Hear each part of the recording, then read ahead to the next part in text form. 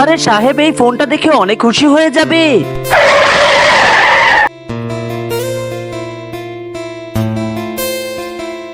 সালাম সাহেব, happy birthday সাহেব। আচ্ছা থ্যাংক ইউ, এই নে গাড়ি পার কর। আরে স্যার। হ্যাঁ বল, কি হয়েছে? স্যার আপনার জন্মদিনে একটা গিফট নিয়ে এসেছি। আরে আমার কি এত খারাপ দিন চলে এসেছে? এই নর্মাল ফোন চালাবো আমি?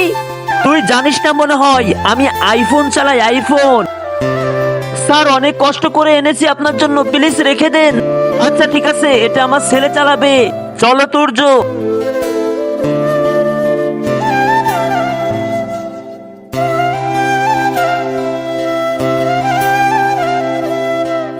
বাবা বাবা। হ্যাঁ তুর্য বলো।